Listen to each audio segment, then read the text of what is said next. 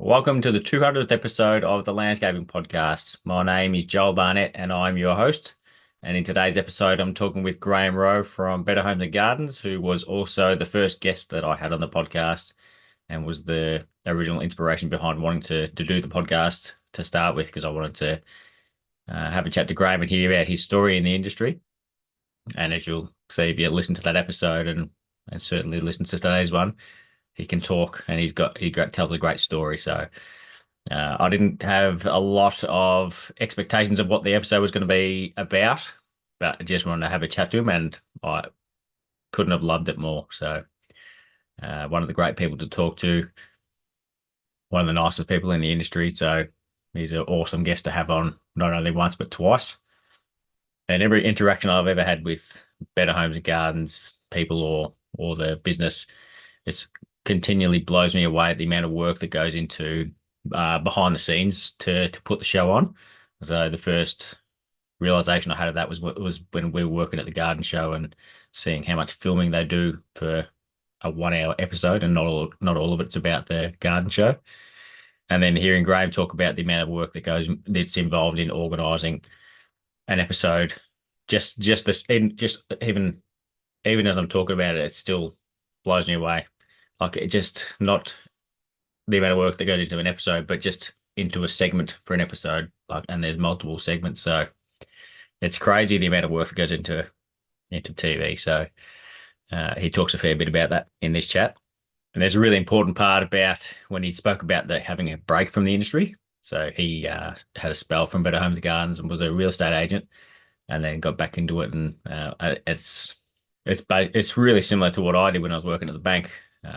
And I've spoken to people recently about it, about how having like if things aren't going too well for the business, it might be a good idea to go and do something else for a little while and see if what you're doing is what you want to keep doing. Because no matter how old you might be, if you have a couple of years off, you can usually get back into what you're doing and still be able to do it. Because even though 2 years is a long time, it's also not a long time in the grand scheme of things. So, and another important point Grahame mentioned about why he had to change was because if he didn't change what he was going through, then nothing would have changed. So, yeah, some funny chats in here as well, but there's also some great lessons to take away from it, and plenty of laughs as well. So, I just want to thank Grahame for coming on, as well as the previous 150 odd guests who have come on, and certainly everyone who messages either myself or the guests as well after they've heard about an episode. So it probably takes a minute to send a message, but it means a lot to the people who receive them. So thank you to everyone who does that. And hopefully you enjoy this chat with Grahame Rowe. Grahame, thank you for joining us on the Landscaping Podcast. 199 episodes after your first, or is it 198 episodes after your first time on here? Yeah, mate. Thank you, JB, for having me back on. And congrats on 200 big ones, mate. Who'd have thought? Not big ones, just mediocre ones. 2 or 3 big ones. So that was 3 years that you drove all the way up here. Yeah, and then some. Felt very special. And then 3 hours in the wrong direction on the way home. I think but that was 3 years ago. Wow, well done. No, well, look, full credit to you, mate, for persisting, and a lot of people appreciate what you're doing, and I'll give you a quick hats off to you, mate. You've made it kind of okay for people in our industry who love our industry to openly say we love our industry, and you've put the highlight on people that may not have been heard of otherwise, and and I think any kind of talk and discussion and anything like that for our industry is good. And I reckon you're definitely bringing a whole lot of people together for all the right reasons, mate. So I just wanted to get that in before I start talking and get a word in for the next couple of hours. Most people know, mate, thank you. I don't like compliments, so I'm going to edit that bit out. Yeah, I don't do good with compliments at all. Like a quick deflection would be good.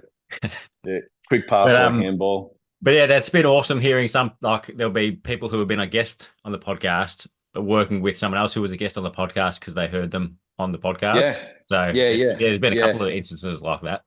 Yeah. And although it was 3 years ago, but there was a few messages from my first one that I'm still in touch with now. Or I'm meeting people for the first time at MIFGS this year, and they're like, "Oh, you're." I'm like, "Oh, you're." Yeah, right. It's great. Like I know what they look like on a little screen, but I don't. I've never actually physically met them, and yeah, I think it's great, mate. And also highlighting people despite the numbers of followers, despite their CV, but it's good creatives doing their thing that are getting their voices and their work out there, and you know working together and staying in touch and just networking. I think it's good gardening. So thanks for doing that. I appreciate it. I appreciate you, JB. Well, it's enough of that. Thank you. But yeah, I love talking to the people who got like who I don't know about basically. So they might have a big following, but I know nothing about Yeah, them. So it's yeah, I love that about it. Just getting to know someone through that, and then finding out yeah, that you're the same kind of person. Like you could be friends with them because you're just passionate about the yeah. same things and love what you do. Yeah, some just have a better social media and marketing manager, working for them than others. Yeah, Like yeah. So no, it's good. It's very good. I love it's, that you're doing it. and some care about it and some don't, but as well. But that's another Yeah, thing. yeah, yeah. Yeah, and that's what's good too. Like you see some people that have been in this industry just absolutely nailing what they do with their own aesthetic, their own style, unapologetically themselves with their own influences, and no one knows about it. And I love meeting those people. And they're the people who I would probably appreciate more than. And look, I'm not trying to be disrespectful for anyone, but like meeting people who have been doing their thing for so long and no one knows about them except you only hear about them through a friend of a friend of a friend of a friend, whereas the ones that are in your face with all the followers, no, just not saying it's a bad thing, but I really like meeting those people and hearing their stories, because the other stories you can see it, just open your app and see their story. But we met a guy for the show, and that's what's a really good thing about the show is working for Better Homes opens a lot of doors, and that's why I really wanted to come back second time round, because it's a powerful networking tool, because it's an interesting job. It's a name that most people are familiar with. I grew up with Better Homes being on the TV, not necessarily watching, but seeing the ads or mum and dad watching it, and so everyone knows it. And so when you call people, hey, it's Grahame Rowe for Better Homes and Gardens TV. How are you? And they're like, oh, nice to meet you. How can I help you? Do people And ever think it's Graham Ross calling him when you say yes, Graham Rowe? yes, Yeah. they do. So see this cup here. Yeah. Says So Better Homes and Gardens and Craig. Craig. So Craig is my nickname at work because there's already a Graham from Better Homes and Gardens. Who gave me that? Grahame Ross from Better Homes and Gardens gave me the nickname Craig. So so yeah, that has happened. But yeah, so that way you get it's a great reach, coming from that. And I met a guy through a friend of a friend of a friend, or a contact from a contact, and this guy's, say, a staghorn specialist in the back of the Byron Shire or now Millwillenborough and all that stuff, and he's been doing his thing for like 40, 45 years, just quietly in his own nursery, just staghorn breeding. And no one's heard of him. And because he didn't do it for Instagram. He's just doing it because he likes staghorns. And that's okay. And so meeting people like that, through to the newest young designers, through to people who are suppliers of aggregates or pavers or stone, through to plant growers, plant breeders, I love them all, and I love meeting them all. And that's where Better Homes is really handy, with creating that huge network. And that was one of the other reasons I knew going into the job, probably 9, 10 years ago now, was I knew that the network would be huge. And I already had a good reach, because, I left, I took this job, and I left Government House New South Wales, for the Robert Tank Garden Sydney, with scholarships to go to England doing historical gardens and things like that. But which is the complete opposite to what a lot of people know me for. Now they know me for, like, I'm on a commercial TV show. So But I already had a good network that way. But then you come onto this one, and it's got greater reach.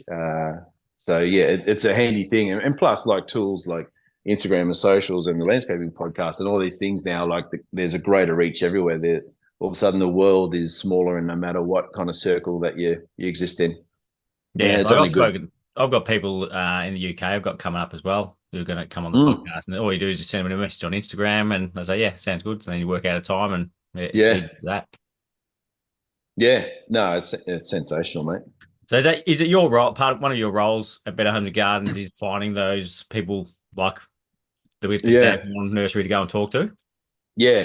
So essentially, so my job. So I think technically, once upon a time, the certain role that the level I'm at is traditionally it's called a researcher, and that was when you just punch out the scripts and stuff like that. But now, like for what I do, yeah, it's diverse. How long do we have? So I essentially this time round I'll work solely with Charlie. First time round I started, and because of my background, I could do Hodgie stuff and Grahame stuff. And anytime they crossed over with anyone outdoors, it was me. This time round solely with Charlie, because what's obviously changed is Melissa King and Graham Ross do like week on week off. So and Charlie's, let's just say it's 40. I think it's like 42 or 44, but let's just say it's 40 episodes a year. So that's flat out. So that's 40 jobs I need to have done for a year, and plus, we're in a 52-week year having minimum 40 stories done, 40 jobs, 40 projects, and sometimes it's quite often closer to 50. So how I saved my back this time round is, look, I had the 2-year gap, and I've had, which is a blessing now that I'm not doing it anymore. I can look back on it and only see the silver lining now that I'm away from it. But being smarter about it and saving my back, where finding stories within stories, finding people to go do a walk around. So one of my favorite gardens ever is Red Cow Farm in Sutton Forest by Ali Menta. She's just a phenomenal garden. So we shot there. So Charlie and I love this garden. And so we shot there not to profile Red Cow Farm, but we did, but because we've done that before. But it was highlighting perennial gardens, essentially perennial gardens, and tricks of the trade, how to achieve it, like the photo behind you, clumping, movement, structural shapes, your self sowers and all that stuff. But while we're there, we finished shooting that because we know what we're talking about. And we finished shooting that, and all of a sudden it was lunch. I'm like, let's go back and do because he had 30 salvias flowering. Let's go do a salvia plant profile. Finish that. Okay, I want to do clumping grasses plant profile. So because he's got all these Calamagrostis, Miscanthus, Carex, everything going nuts. So you can easily do that. So you can find one location and get 6 stories out of it. And so finding somewhere like this saghorn grower is it is easy, because for me, like, yeah, I still have to come up with a brief and the why we're doing it and the story, but that means I'm not digging holes for that episode, and for example, what we did work with Hank, so he's up in Moolumba, send Charlie and send a small crew up there, and we shot two of Grant from Fig Landscapes. So we did one in Bangalore, one in Newry Bar, and then we shot with Hank. So over 3 days, you can get 3 stories, bang, bang, bang, done. And I'm not digging holes for any of them, but they don't have to be necessarily aired straight away, because thankfully Grant's gardens are good year round. They're not based on flowers. They're beautiful native palettes, and they look good all year round. So we shot with him in March, just before Mifkus, actually, just before we came down for Mifkus. And he just wanted it because all his, Pennicenes were all in flower, and, late summer, late season for that. But we can still put it throughout the year where that garden still might look like that. So yeah, that saves me thinking down the track, oh, I need that episode, that episode, that episode. Another one where it actually aired last Friday night, the second story we shot out of one makeover that I did. Because obviously Bunnings is a major sponsor, they occasionally hand out, say, 10 or 12 suggestions of episodes per year. They go, hey, look, late summer coming into winter, we want to hit this thing. We want to focus on, you know, some edibles, some outdoor living, some of this, some of that, some of that. So I'm like, shit, okay, I've got to come up with a location that I can do that. But then what I did is I went all in, did this really gnarly stripped paving that I'd never done before, but always wanted to do, with herbs all going through the paving, and then all the entire garden, all the way around it, was nothing but edibles. Actually, no, there was two types of plants out of the entire makeover that didn't have a use, and that was just for fill. Like one was a Westringia, and I think one was a Nelly Agnes, just so I could have structure while the edibles were doing their thing. And so what we did with that one, because of the detail I put into it, I said to my bosses, I'm like, look, there's way more stories than just this one for a Bunnings special. Yes, we hit everything that they wanted us to hit, but the amount of detail I've gone into paving, let's pull that out and call it Designer Paving 101. Let's not forget that we know how to pave, but not everyone at home knows how to pave. So let's just stop. Let's just show them finish heights, work down, what aggregate, what thickness, what to lay on, the road base, the river sand and all that stuff. And then for these ones, it's sentiment more and rah. So that's one story. And then the third story is a modern edible garden, which we shot all at the same time. But the idea with the modern edible garden is, all the shade trees, the privacy screen, even the little splashes of color, the little self sowers, the things in tree rings, the ground covers, the contrast of textures. It was all edible, or it was all usable. Some native ones, like saltbush and dianella and some things like that, and some like even like your backhouses, Hijidora, like, so they're our screens, as well as olives and citrus and all that stuff. So that this time round, I'm being smarter than I was last time round. Even though I had those ideas, I wouldn't have been, I know, brave enough to suggest it. Finding little walkarounds, and then stories within a walk around of a garden, meeting people like Staghorn Guy, and then within a garden makeover, finding more stories than I usually would. And so that saves me. That gets me to the 50 stories, Yeah, save and the and I'm not employer, doing extra diggers. Yeah, well, save them money as well. they love it, because obviously, so our cameramen and soundos, they're not full-time employees; they're freelancers. So, and that costs production money to send. Producers are employed by us, but they're freelancers. So paying a presenter, soundo, and cameraman for the day has a fee, right? So to get those three stories, is that 3 days, or is it all in one? So they're stoked. They're stoked with me when I do that stuff. But another little one was, we just went to this lady's place just to fix her lawn, and to make that interesting, well, do people know how to test the pH? And just made it about testing your soil and fixing the soil and amending the soil. But while we're here, we're going to do this garden rah.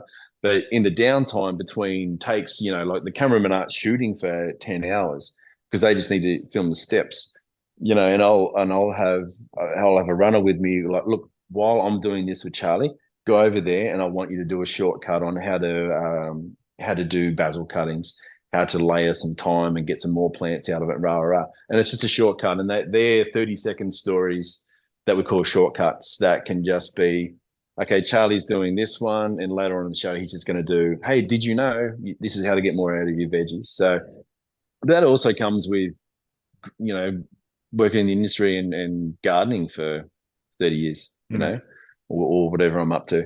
So it comes with experience, and it's easier this time around. A little bit older and wiser, and back's a little bit stiffer, so I've got to listen to all of that.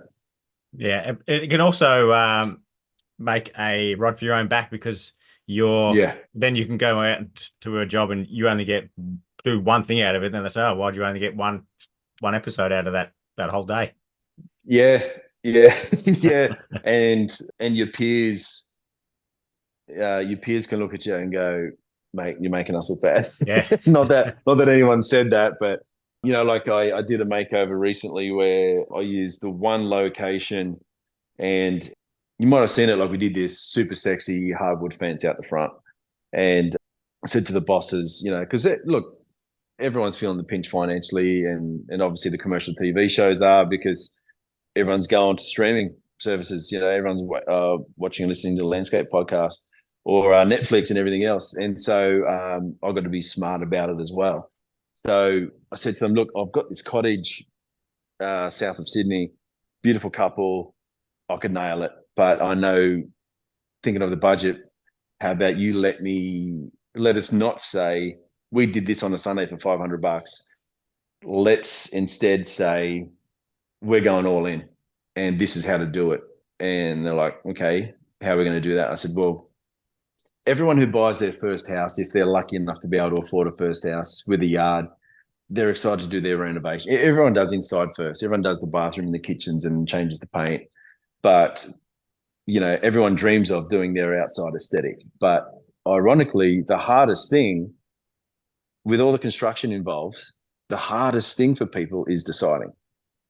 And she's like, yeah, you're right. And this is my boss. She's like, yeah, you actually are right. So people don't know how to start. And so I said, hear me out. Then usually everyone's back aches when I start a sentence with hear me out. But I said, look, hear me out. How about one whole segment? So for an episode, Charlie might have two segments, top of the show, back of the show.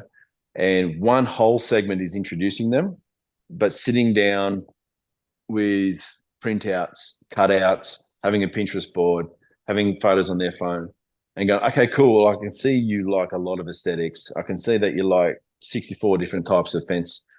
You can see this and this and that, but how do we funnel this down into one aesthetic? And one whole segment was showing people how to navigate everything that they like and deciding on one. And by saying deciding on one doesn't mean you hate the rest. You just got to go with one that gets as many of the aesthetics that you like. And so one whole segment was just showing them how to decide. Went straight to an ad break. And I remember watching it and texting my boss, and I said, what do you think of that segment? She's like, we've never done that before. I'm like, I know. And it looked fucking awesome because it was, quite often because our show moves so fast, we're assuming people know what we know. And there are people that watch going, yeah, there are home renovators. There are people in our industry that watch the show now. But there are people who I always like to call Mark and Debbie. Mark and Debbie on the land, they don't know how to pave. They don't know how to build a fence. They don't know how to decide. Everyone's still probably thinking, oh, I like the Hampton style. No, you don't. Like none of this is Hampton style. Oh, I like the Bali style. No, you don't. That's not this. So it's like, let's put it all there. Slowing it all down. And so for that one makeover, we got 6 segments over 3 weeks. And also TV like that is because it's like, hey, you like this? Come back next week. And we're going to get bigger and bigger and bigger. And it wasn't about like necessarily, hey, this is how easy it is. No, it wasn't easy. And we told people this isn't easy, but put in a little extra work and this is what can come off. This is what comes out of this is what you get. So, and then while I was there, they had the old school fence that we ripped out. So I saved some panels and went back there and just grind it all up, sprayed it, and made a really cool, a little funky, modern staghorn mount for the wall. So that one location, I got 4 stories out. So they're stoked with that. But that's also it's saving me. So getting those 4 stories saved me finding 4 separate locations, 4 separate homeowners that are cool enough to let me just go nuts, and all 4 separate locations that actually want something like that. Yeah, do you get people to say no when you ask them to do? No. I will push them back and say before I've showed them my concept. After they've kind of accepted, because I have to pitch a location and my design and my idea and the why and the take home for TV. And once I've got that approved, I sit down with them with my concept. This is what I'm thinking of doing. Because I'll kind of like breadcrumb them at the start to go, this is what I'm thinking of doing. But I say to them, before I show you, I need you to really hear me say, I don't want you to say yes because of the excitement of TV come to your house. And I don't want you to say yes because it's free. If you don't like this, I don't want to do it. You know, I will save you, keep you up my sleeve for another location, for another idea, but please don't say yes to this just, because it's exciting. If it's not the look you're after, let's not do it. I'll find someone else to do it, and that's okay. But saying that, I think that helps them. And it's quite often the way where they have an idea in their head based on the 3 photos that they've got saved on their phone that they like. And they've never seen the vast amounts of different styles and aesthetics that we know. So when you sit down with them and go, I was thinking of this, this, and this, and sometimes they're like, oh, okay. And I'll leave it with them. I'm like, here's why you do this. Here's why you would do that with that, that, and that. And after it, they go, oh, shit, I love that. Let's do it. I'm like, cool. That's fine. So I almost talk people out of it because I don't want to waste their time, my time. And, one of the hidden blessings of this show is I wholeheartedly love helping people with someone else's wallet. Like I go in and meet the Mark and Debbie's and who have run out of money because they've just had their second kid. Houses are shambles, and the front yard or the side yard or the backyard is just dead. And I'm like, cool. I really want to help you here, but it's not just like as landscapers we get blank checks and then we just knock on doors and go, here you are. Here's like the guy that does Tidy Up Fridays or Fremo Fridays. We can't do that. We are still a TV show that we need people to watch. So, but saying that, look, if I absolutely love helping people, and sometimes it's the smallest thing we do that kind of changes a lot for them. And look, I'm still friends now with people who I did gardens for like 7, 8, 9 years ago, because if it's a big makeover, I'm kind of moving in for a couple of weeks.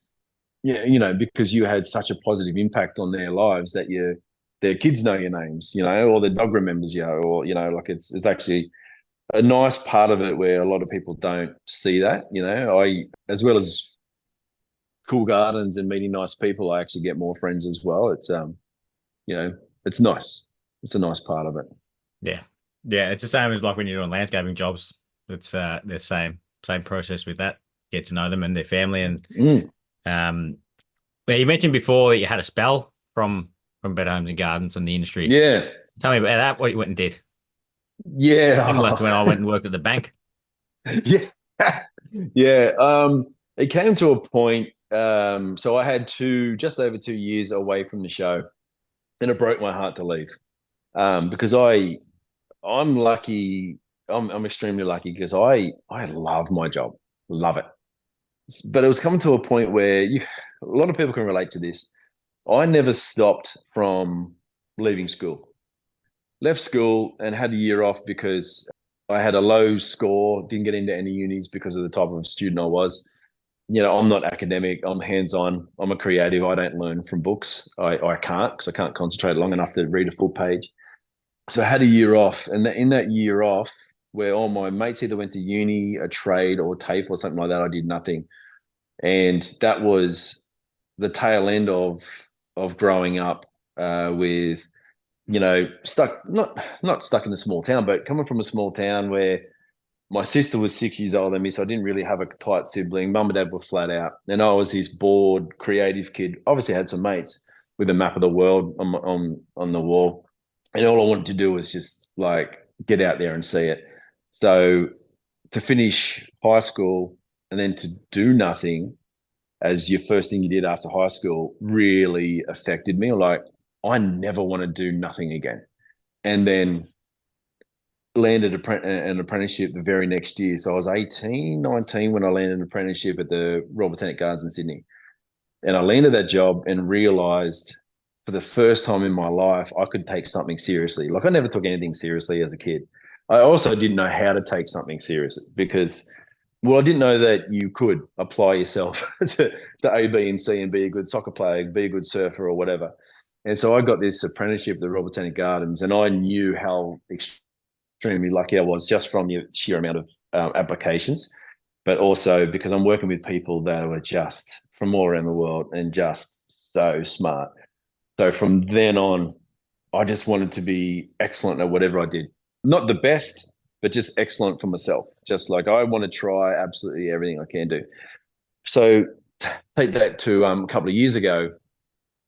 It's all well and good to redline, but all of a sudden you turn around and you're not that 18-year-old kid anymore. You've got to, you're throwing yourself into a job so much. You turn around, you look around, and you go, "Oh, the kids haven't seen me for a few weeks, and the wife's having a mental breakdown.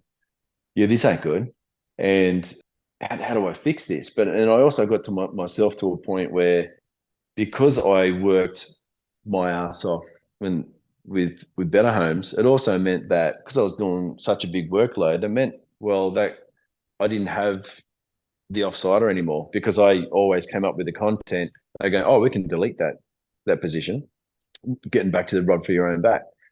And so I got to a point where something needs to change, but nothing will change so long as I stay here. And there's no way you can work somewhere, change it, and then stay. Like that just doesn't happen. So I became the thing that changed.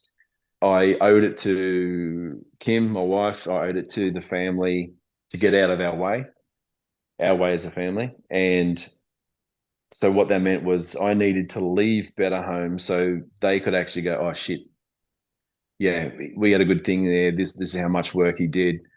And I just needed the break. But I didn't put my feelers out there when I left. I told a couple of people, and Charlie was one. Bless his cotton socks. He offered me a job a couple of times to keep me. Offered me a pretty bloody good job. But at the end of it, I just said to him, "Mate, I love you, but I owe this to Kim.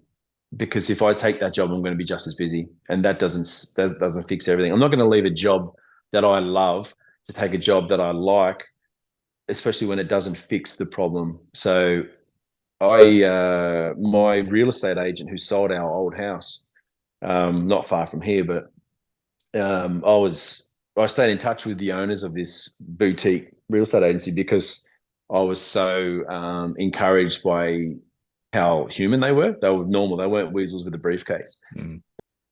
And he came. The one of the directors, Troy. He rang me, not knowing I was looking to leave. He said, "Hey mate, how are you?" Blah blah blah. Because I was staying in touch with him because I was helping him design his garden in his house. Not that he took my advice, but anyway, that's another beer.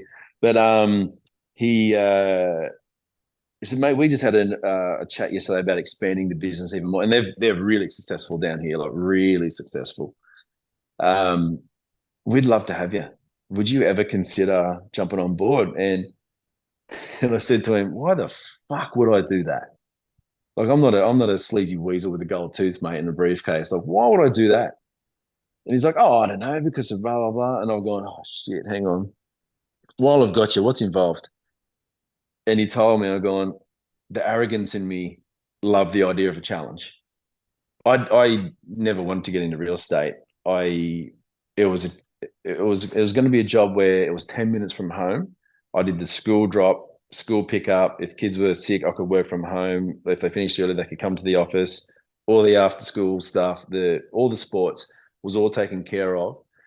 So I'm like, okay, let's do it. After a long negotiation of why would I do this, and telling Charlie, "No, I'm not going to come work with you. I'm going to be a fucking real estate agent." He still reminds me of that. I took the job and said to my wife, "Baby, go. I've got this. Go find your thing." And because she'd never been able to think, well, what do I want to do? Because I was never home.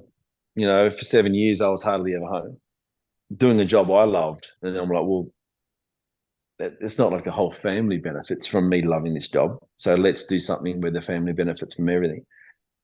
So yeah, took the job, and Kim found a course that she genuinely wanted to do, was so excited to do. I'm like, great, let's go. And the first year in real estate, it was the most, I call the last 2 years the great humbling, because, well, as my somehow loving, supporting wife said to me, "You needed to be brought back down to the mailroom." I go, whoa, I hate when you're right. But Jesus, that cut. And I'm like, no, you're right. You are right, because I've reached a ceiling where I was. But the only ceiling I thought I could have got to. Again, I only had one way to work, and that was just the red line. And she goes, yeah, you need to be sat down.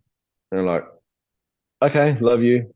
Are we still good? Because, and then in the first year was really tough, because I was 44 back in an area that I left because I didn't like the area. Like the suburbs that we moved from, I didn't like those suburbs anymore. I was back in those suburbs as a 44-year-old new starter where I knew nothing, going from gardeners on for Better Homes and Gardens. And trying to tell people to Um, live there because it's a nice area. yeah. So the challenge I set myself was, I'm going to go to an industry that I don't necessarily like, that doesn't necessarily have a good reputation. I'm going to be myself. I'm going to be the different guy. And, because I said to them in part of the negotiation, I said, one of the reasons I don't want to do this is because I'm not some 24-year-old kid in skinny chinos and boat shoes in his dad's Audi. I'm not that guy.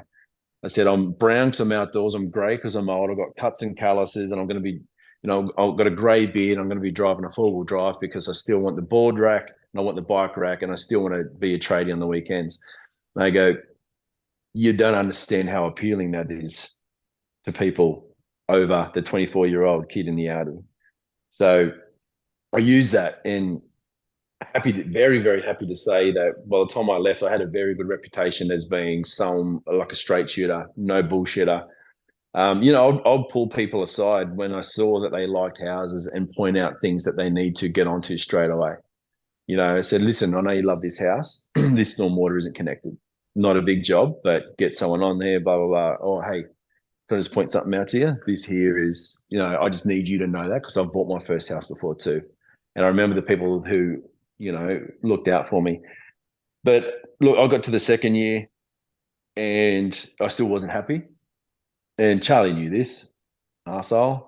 So obviously he gets me to come on MIFGS. I knew what he was doing.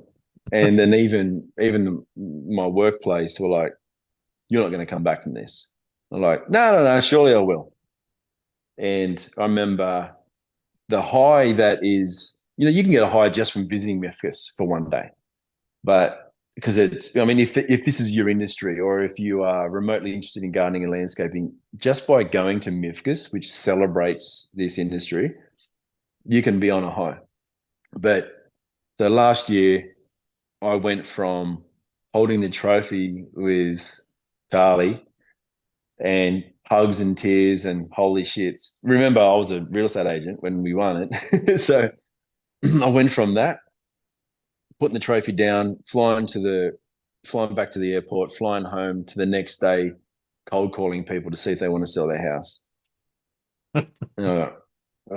Oh, that was brutal. And I got to a certain point where, because look, I I didn't like what I was doing.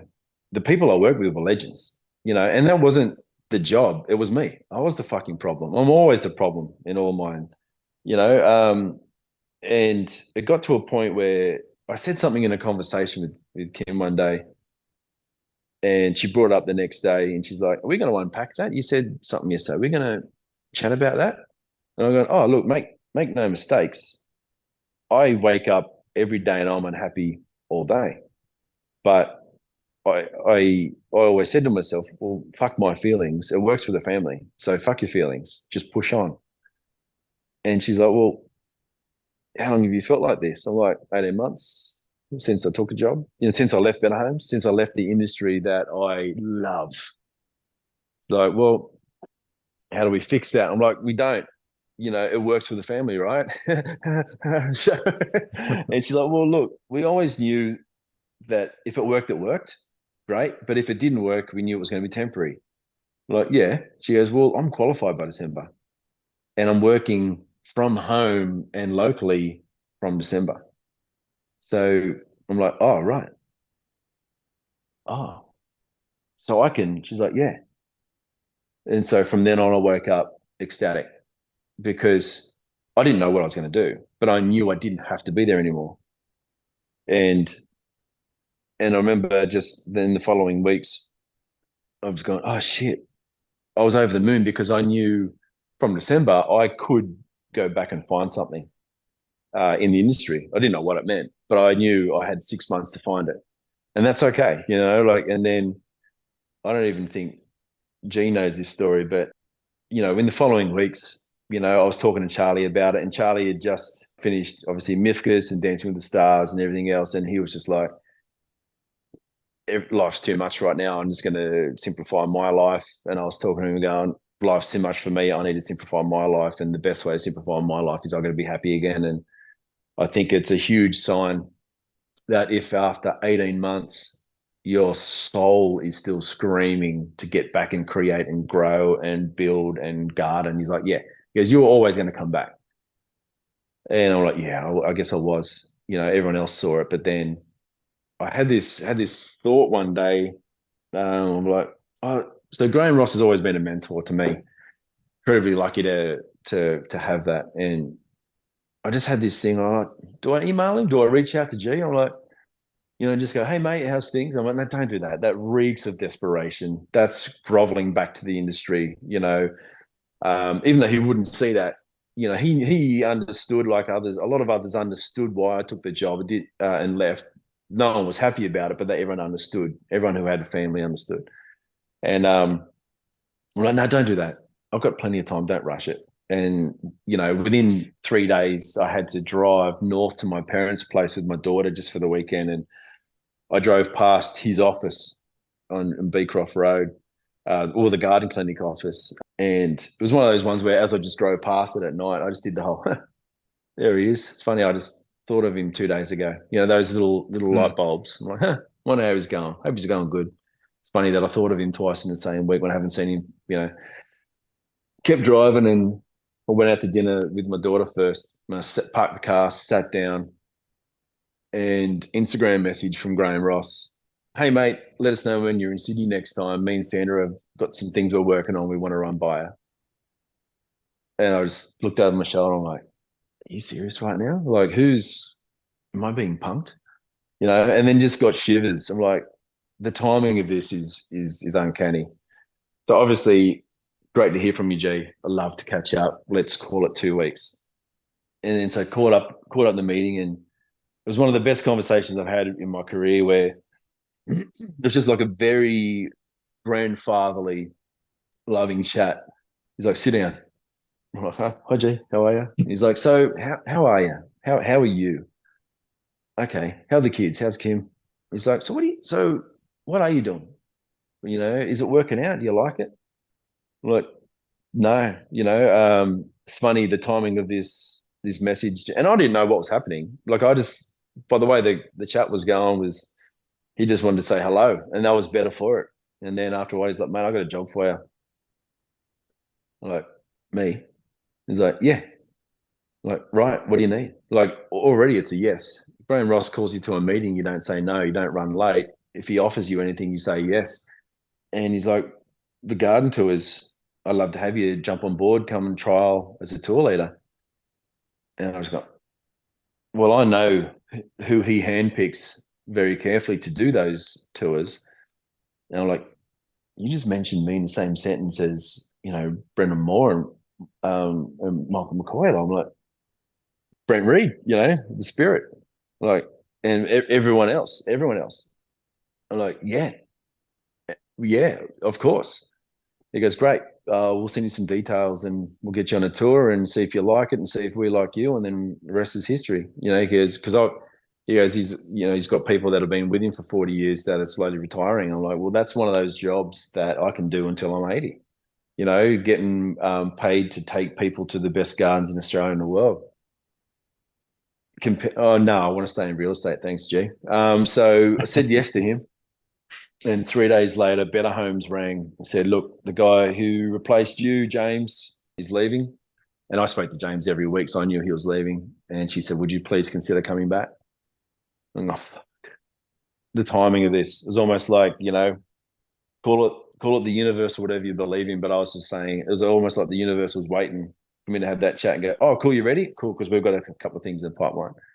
So, and you know what, mate? Like it's going back to in the same van, in the same job, essentially, but with my conditions this time around. The biggest thing that's changed is me. So it worked. And I can say it worked now that I'm not in the rut. My wife is doing her new thing and loving it. The kids are older and I'm wiser. So yeah, it's been since our last podcast. Yeah, a lot has happened for the both of us. But like, yeah, it's funny for the 3 years since our podcast, for two of them, I wasn't in the industry. Mhm. So I just started back there this year. So it's been pretty amazing, I will say, to be back. And I feel incredibly lucky to be back in a job I love. Like I said, I told that to my boss yesterday. I said, talking about something. I said, don't get me wrong. I said, I fucking love this job. I love it. And she goes, I know, that's why we got you back. Because, we know what we get with you. So yeah. And for me, it's not like a lot of people say, oh, you're going back to what you did. Like, no, no, no. People go, oh, real estate didn't work, so you're going back to your old job. Is that what I'm like? No, it's so much more multi-layered than that.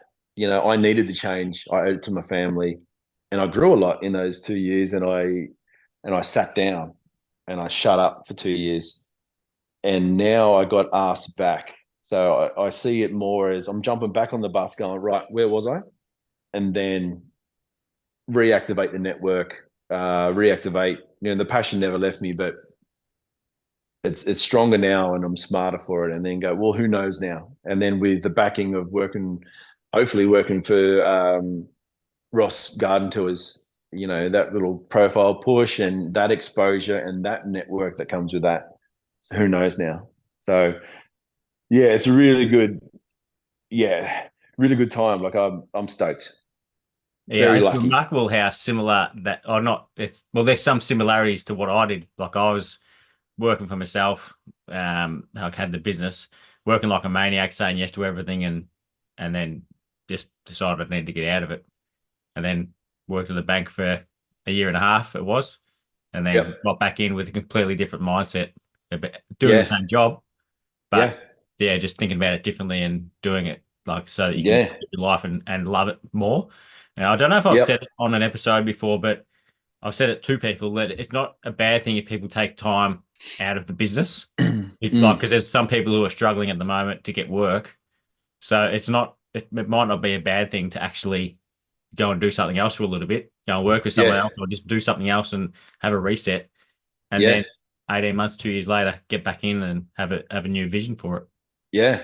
And I think we're all chameleons. So we can adapt.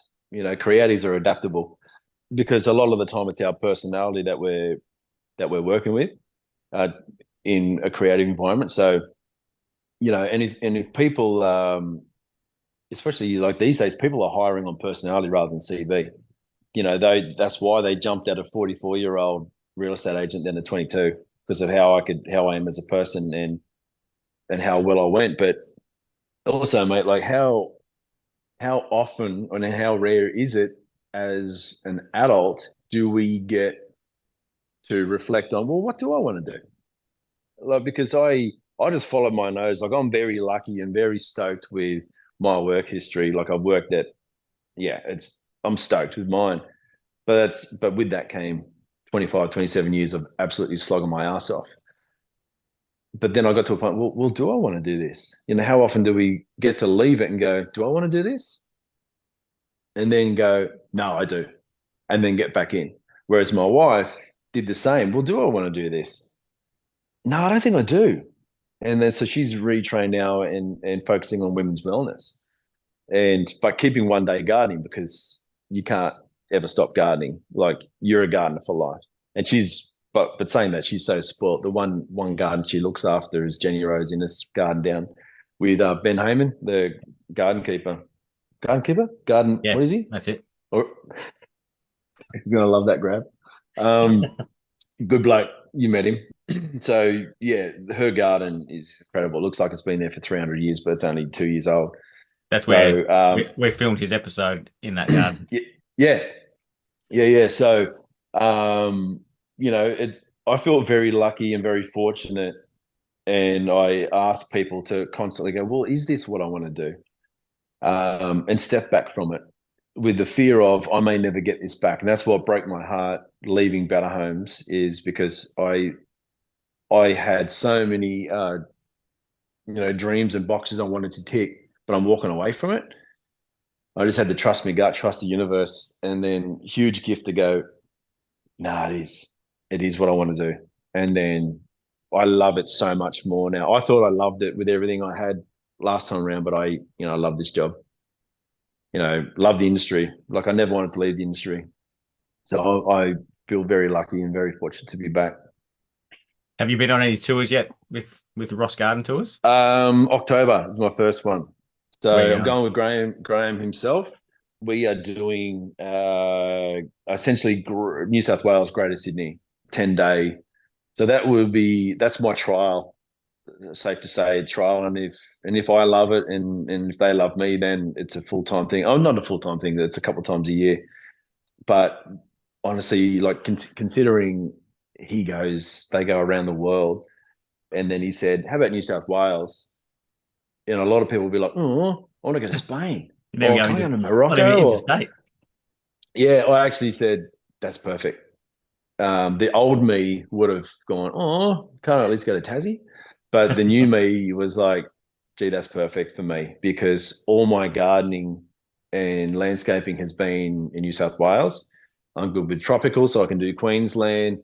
I'm good with cool climates as well. So I'm your guy. And if that became a permanent thing, thank you. And look, and honestly, if one of the reasons I left Better Homes was for the kids, why would I jump back in something that's going to take me to Spain and England and everything else? Like eventually, yeah. But for now, for 10 days, I'm just up the road. That's perfect. And the gardens we go to are stunning, and three of them are the three Royal Botanic Gardens. So I know them, and some of them are my friends too that we're going to. So I'm like, yeah, I can do this. This is it's perfect for me. Wait, I'm going to get paid to go see these gardens in October. Okay. It's almost a So bad trial for you to do because it's too easy. yeah, yeah, yeah. Don't tell him that. But yeah, no, that's exciting, mate. And then but part of me going back to Better Homes was, well, I just said yes to G, and I want to do this more than I want to come back to Better Homes. And if I can't do it, then you lose. So yeah, they said, well, come on to work for Better Homes and something, and for Charlie, but then on the side, I'm working for G. They go, feels like it's all under the same umbrella. So we love that. We'll accommodate it. I'm like, cool, let's do it. So yeah, very And stoked, mate. yeah, understandably. And last year I caught up with you in Melbourne and you came down with to help Charlie with his Mm, Melbourne International Flower and Garden Show that he won a heap of awards in, including yeah. Best Use of Plant Life, and you were there to help with the plants. Oh, yeah, that was huge. I think just being asked along was a huge compliment, but it was a nice acknowledgement from Charlie because of he could recognize what I do for him for the show, and then, but in typical me and Charlie fashion, it was I've probably still got the text message. It was something as simple as doing Mifkas next year. You want to do the plants? And I just went, yep. that was it. And I'm like, as a real estate agent, can I do this? But then, fast forward a couple of months of sending each other memes on Instagram. He actually called me and goes, "Okay, cool. So for this, I need you to do the plants." Like, I'm on. Yeah, like that's terrifying, but it probably would have been terrifying if I was still in this job because it's a big deal. Like Mif, as you know, mate, Jesus, like it's a big deal. But as a real estate agent, like being shoehorned into his team as the guy that no one knows. He's here for plants. This is Jay. He's here doing the plants. Stay out of his way. I'm like, oh, So, but why it was a compliment is because the last time Charlie was there, very controversially got bronze. Since then, he's now on Better Homes and Gardens. Hodgie's working 2 gardens away. All eyes were on Charlie. We were like, okay, let's see what he's got now. You know, I think there was a lot of pressure on that, and he felt that. But at the same time, he was running his business and doing Dancing with the Stars and being a dad and being a presenter. So he had a lot on his plate. So considering how much pressure he had on him to be asked, hey, mate, I need you to do the plants. I was like, oh, fuck, this is, yep, absolutely. I got your back. Hung up. Holy shit. And yeah, that started with, I went up there once or twice to his office and just saw his plans. And he's like, I want you to come up and have a look. Just look at the plants. Tell me yes and no if we can swap something out. Is it just soundboard it like we do all the time for the show? And he sent me the plant list and just you go study that, see if we can swap things out, see what works, what doesn't work, and then when it came down to the show, yeah, he flew me down and then landed, and he's like, right, go. And he's like, even this year, he goes, here's the plants, no layout, go, have fun. I'm like, oh. It was funny. Like I remember saying to my wife when I was down there, I like to think that I try my hardest at everything I do. I just want to nail everything I do. just for that bored kid staying in his room. Like I'm doing everything for him. Like you've got an opportunity here. I want to leave my handprint on the ass of everything I do. And I said, look, I as hard as I tried everything, I've never tried this hard. I remember laying down in the rain because I could see something that nobody else could. And I'd pull Charlie aside down there. I'm like, come here. I said, stand right here. What do you see that way? No, it's not right. We can do better. We can do better. All that shit up there needs to go. We need to be better. We need to be better. And it was his garden. But to his absolute credit, he's like, do it. Do it. Please just do it. Do it. And, that the turf mounds, we did that like an hour before judging. And then I changed it as we were doing it. Those mounds were going to be a third of the size. And I just pulled him over and said, mate, hear me out. He's like, oh, said, it's not good enough. We can be better. This mound along that wall needs to be 3 times as long. He's like, why? I said, it needs to come around here. Don't just give it a face, give it a back of it as well. And this one here needs to be 3 times as long as well. Why? Stand down here. It gives people a view. We need to do this. We need to do that. And that was all just before judging. And then at the end of it, we were just like, we knew how good it was. And I love that all the crew were his guys that all drove down or flew down, all Sydney guys. Obviously, it had some local tradies down there that did the stone and some other things like that for sure. But we all wanted it so much. And then to get that, I remember him sending me photos judging morning, and he just sent me a photo of the trophies, and I said, "Bro, you fucking did it. You did it." Is that the one with me in the background? So yeah, and yeah, and I'm sure he doesn't like me telling too many stories like this, so that's why I'm telling you. But I remember getting to the show because there was me and Curtis, his designer that works for Inspired Exteriors, and Shane, his other like landscape architect that works with him, were already there. Juliet was there, and we got there, and the garden show was already open, and high fives, hugs, and tears. And Juliet goes over to the trophy, and she goes, "This one's yours, G. We only got this because of you." I was like, "Oh, does he know that?" Yes, and then stand there with that. That was pretty epic. He never let me take it home or even see it. He hides it when I go to his house, but that's him. That says more about him than me. But that was huge. That was huge. For every reason, because I was having a identity crisis and at the time, going, what the hell am I doing? And then to go down to Mifkus, where but even just being at Mifkus back then was like the biggest hug from the industry, going, hey, how you going? You should probably come back. And then to do that was like, oh, that's pretty sweet. That's pretty sweet. And then at the same time, mate, absolutely amazing to see how well you went that time. I was stoked to be there to see that for you. I know you hate it. I know you hate compliments. Just fucking suck it up. But that meant a lot to me because of my love for you. And to see you do that, I was like, oh, fuck yeah, I was so stoked. I was so stoked. But it was nice to be there for that big hug, but then to come away with that was pretty epic. And then to get, I think it was yourself and Spirit. He used to be called Brent Reed. I think he's now just Spirit of the show, Spiros. You both texted me the morning of, and one of you said, "Is that not the best award for a plant nerd?" Or if that isn't the best award or acknowledgement for a plant nerd, then I don't know what is. I'm like, yeah, I'll take that.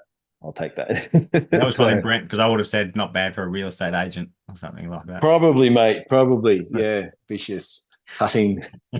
But and down there as well, like judging for London College of Garden Design too for Brent, and as well, like it was a big welcome back. But yeah, then to fly home and do cold calls for sales, I recommend that. No, don't know So why you got back into it. no, I know. Oh, I gave up.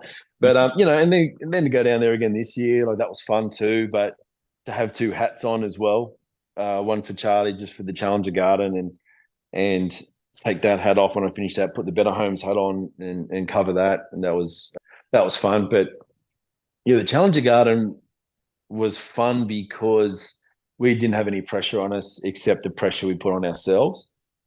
I remember 20, 50, 120 times I'd pull him aside and, hey, see this, and that. I can still see that. Or, there's one flower short on that. Or, he goes, I hear what you're saying, but remember, this isn't a show garden.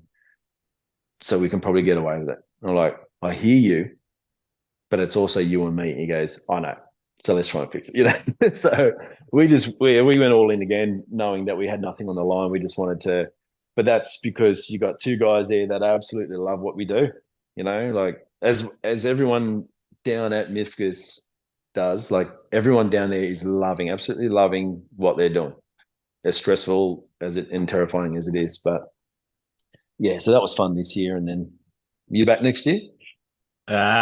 Possibly. I'll only be doing the same garden I built this year with the Indigenous garden. Yeah, So it'll only be a couple of days like yeah, that. Just to get in there and yeah. be part of it. Hug and high five, and yeah, be Exactly. a Yeah. part of it. Yeah. Yeah. So yeah. What about you? I had been asked to plant out with Candio and Semkins. So Spirit reckons he's going for his last ever, and would I come down and handle the plants or just jump on board? And I'm like, well, yeah, like, yeah, mate, of course. Like, love you, love the opportunity. I just got to quickly call Charlie. Hey, mate, are you doing anything? Are you sure? So, yeah, but Brendan understands. Like, sorry, the Spirit understands. He's like, oh, look, if something does come up with Charlie last minute, he goes, I get it. But I don't think he's doing a show garden necessarily, but he might do something else. But hey, I'm happy to spread around. But yeah, I'd love to work with Brent because I remember I met him the first Mifkus I met you. First Mifkus I met, Emma Lyon. First time I met Phil Withers, all those guys. So, you all do incredible stuff. So to be asked on any garden is an honor because I look up to all of yous. Like all my peers I respect highly. So, grateful to be asked down and especially like my wife might come down this time and if I'm working with Kim Reed, like that's fun. That's fun. She's incredible worker, knows her stuff too. So it's a good hang. Yep. So yeah, that's in the works. I mean, we've still got 9 months, but Yeah. Well, I did see that they just announced the dates yesterday, I think. So okay. Yep.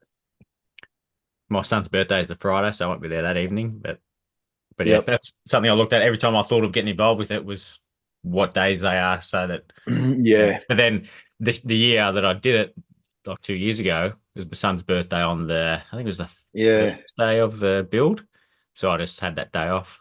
So Yep. that's it. And then then I was looking at I looked at the garden and thought there's things we could have done a bit better, but it doesn't bother me at all. But that's a creative, mate.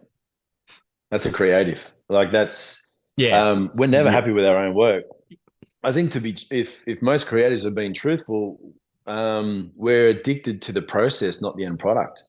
yeah, Especially like, okay, you finish it next. what are we going to do here? Okay, you finish that next. That's just what we do. We love the process. We love the art. We love the creating. We love putting things together, the hustle, and just the drawing. I know what I could do here. Like we're the kids. Like I once saw a quote a while back. Isn't mine. The adult creative is the child who survived, and that's who we are. That's like so. Yeah. We love building the cubby. We love building, this and that. We don't necessarily stick around and play with it, like that's just what we do. So we're never happy with our finished product. That's just us. Yeah. So save that perfection for another one, then another one, then another one. Gold, Uh, silver, or bronze, or whatever. Like we're never happy with it. yeah. Yeah. There's people who get gold and they're not happy with it. That's Yeah, what best in show. yeah, yeah. It'd be hard for Emmeline and Liam to be not happy with what they got though, because Oh man, they got everything. yeah, they're incredible. What fucking beautiful people though as well. Yeah. Um, I actually Em said something really cool to me this year, like because I met her obviously when she was next door to you and Tim in the boutiques. That's 8 years ago. 7. Okay, Yeah. so it was really, really, really cool, and she didn't have to say any of this because it was her moment, her and Liam's moment. But we were filming there. The show was open, and crowds everywhere, cameras everywhere, all the presenters up there, and I was loving watching peers have their moment. I was like, this is the best for them. I love this for them so because I saw how hard they'll work. I walk past them all every day. And she comes over at the end, and I'm going to be paraphrasing because she was also paraphrasing, just, hugs and high fives. And she goes, I mean to say to you, she goes, when we first met, was that 7 years? You said 7 years ago? Could be 8. She goes, I think it's 7, yeah. okay. She said, you said something to me that stuck with me. And I go, okay. And she goes, you came over to me when I was unsure about what I was doing in my style or something like that. Again, I'm paraphrasing and she's paraphrasing, so I can't remember what I said. But she said, you said to me that I'm doing something so you and so different and so beautiful and so like it's her garden says her. Like she said, you said something like you just have to keep doing what you do because what you're doing is beautiful and it's you. It's unapologetically you, and you need to keep going because you're gonna, I can't remember exactly what she said. She goes, and I just want to thank you for saying that because I remembered it for 7 years. And look, I'm still doing me. I'm like, oh fuck, I remember meeting her and remember meeting all of yous and loving yous, and I don't remember. But until she said, I'm like, I think I do remember saying. She goes, I just wanted to thank you for saying it. Like, oh, that's the best thing ever. Gold and best in show winner. Thank you. So yeah, no, that was so good. That was so good. Such a beautiful garden, so different. Yeah. Yeah, but still it's exactly them as well. Exactly then. Yeah. That's the thing I love. Like that's the thing I find most inspiring about our industry now is gone are the days where everyone's copying everybody else because that garden looked good, so that must be the only garden to do. Landscaping and designing is like any other art. It's got to be your personality, and it's got to be, again, unapologetically you. Because, and that's how you get business. People want a you. They want a JB. They don't want. You don't go to your tattooist and go, I just want an eagle on the muscle, on a rose on the breast, mate. Anyone can do that. They want you. So that's where people are just going full guns blazing with their own style, their own influences, their own aesthetics, and it's just so encouraging and to see. Yeah. Look at all the show gardens, boutique gardens, the achievable gardens, mate. Down to the balconies, down to the border gardens, even down to the fucking hanging baskets, mate. Everyone's trying. Like everyone's just trying, and it's their own style, and it's the best thing to see. Yeah, the like if I look at the garden I did, I can look out my window now and see a lot of that stuff is right out the window. I'm Yeah, sitting yeah. I'm sitting in a wardrobe, so there are no windows, but yeah, figuratively speaking, I could look out the window and it's all a lot of those plants are in my garden because that's what I Yeah, want with my style. So yeah. Well, I'm practicing with my own garden for things that I want to do on the show. Like my obviously, my audience, sorry, the show's audience, we're 1.3 people regionally in Australia wide on a Friday night, plus reruns and socials and repeats, and then 7 plus. So like I like to practice on things before I try it out on the show. So I get it, like the gardens that you produce, the best of the gardens that you love, and ones that you probably got at home, and you know, so yeah, it'd actually be nice. Actually, that's a not good idea, isn't it? Like to meet designers in their own gardens. I think we're one of those trades where we break the stereotype of, never buy a house from a builder, never buy a car from a mechanic. But I think garden designers and gardeners and landscapers generally should have shit hot gardens. Like I would think. but if you've only just moved into the house within the last 14 months, it's okay if you don't. Just No, okay. no, So do it straight away. Start with the outside first. maybe they've got no money and they just can't because they just did a garden show a couple of years ago. So mate, just give them a break. Fair enough. Fair enough. Where's that olive go? Yeah, Did you get yeah, that olive somewhere? that's in my front yard. Like it's Right. right. So and my office is at the front of the house, so I look out the window at it Yeah. every day. Is it a good reminder or a bad reminder? A great one. I've got Great some. one. There's what are they called? Crimson. What are they? Some type of bird. I don't know if it's a lorikeet. Rosellas? Yeah, I Crimson think it might be a Rosella? crimson lorikeet. There's a pair of them that go in there all the time, and a normal one as well. So like this A birds. normal one. Yeah, just the Rosella. That's what they are. The crimson Rosella and the normal Rosella that you see in the tomato sauce bottle. That one. There's a pair of each of them that hang out in there all the time. So Yeah, no, okay. it's pretty awesome. Yeah, nice. But now Very good, mate. we've got a bunch of corellas out the front now as well, though. So they're not as nice. Yeah, they go through. Yeah, they don't give a shit about you. Yeah, they do not give a shit. I remember, and same with the cockies, mate. Whenever I was working with this one guy, he was more random than me, and we were driving in the Botanic Gardens, and there was certain trees that cockies would just flog, and all these pristine lawn underneath them were just the tips of absolutely everything. And he goes, such an interesting and weird way to say it. He goes, fucking cockies, look at them. He goes, they're they're the bikies of the bird world. I'm like, what? He goes, they're the bikies of the bird world. They don't give a fuck about anyone. They just do whatever they want. I'm like, okay, cool. Yeah, that's a funny way to see it. Yeah, but you're right. Yeah, But yeah, they heard of pigeons described as rats with wings. rats with wings. Yeah, yeah. Ibis being the bin chickens. Yeah. But yeah, birds. Hey, nice to have him in my garden. But please leave, mate. I'm currently getting swooped by peewees in my garden. Like What's I a got kiwi? I got kind of like looking like a confused magpie. They're a smaller bird, Is it a assholes and things. mudlark?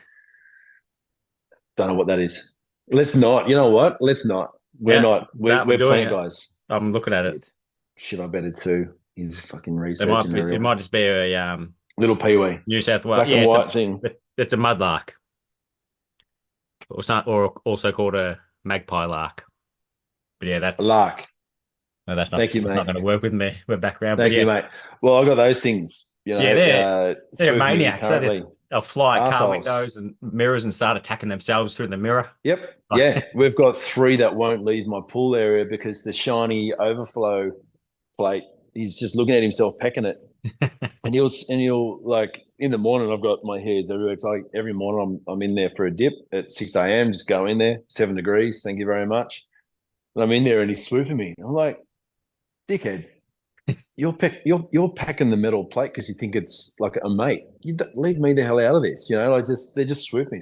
I mean, I like it because I like that I'm somehow part of the ecosystem. But still, it's like, come on, guys, what's going on? Yeah, when I worked at the So, bank anyway. where I parked my car, I used to walk past a tree and I'd get swooped in swooping season by a willy wagtail. And I had no idea that they'd swoop. No, They're aggressive. no, no Little fat good. little bodies. Yeah, no, it's nice to have them around, but piss off as soon as Yeah. you finish, please. Yeah, But nothing is worse than the plover. They are Oh no, absolute they're assholes of psychopaths. things. Like you Yeah, look at a that magpie, yellow mask that they wear. No, I yeah. hate them. You look at a magpie, they won't swoop you. If you look at a plover, they don't care. They'll just keep coming. Yeah, yeah. Like if you make eye contact with a plover, oh, okay, they're like, okay, it's on. Okay, run it straight, bro. Yeah, yeah, yeah. Hate them. Good bird talk. Oh Bird well. talk. Yeah, yeah. Let's do this. We should side podcast bird Yeah. talk by landscapers and dads. The Avery podcast. Yeah. I've How got long will that run for? when I got my new phone, I found that you could take photos of birds because you know how you can take photos of plants and it suggests what it might be. Yeah. My phone does that with birds. So now I'm a 41-year-old man taking photos of birds so I can see what they're called. Well, it's either bird watching or bike riding that we get into, I guess, in our 40s, or slow cooking meats. Yeah. I So bird tried bike watching, I'm riding, but happy. Yeah, bike riding didn't work out well for me. not so streamlined, or Yeah, I got a puncture and I had a puncture kit, but I still didn't know how to fix it. So I was clip clopping home down the highway, yep, and then some yep. guy in a van pulled over to give me a hand. So I got in a white van and he gave me a lift. So, but made it home, so I'm it's okay. not going to. I'm not touching that yet. I'm just happy for That's what I said when I got in the car. you.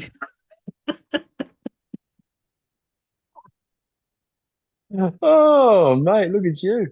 You're going to edit Um, that one out. no, it stays in. We've got some questions to get through.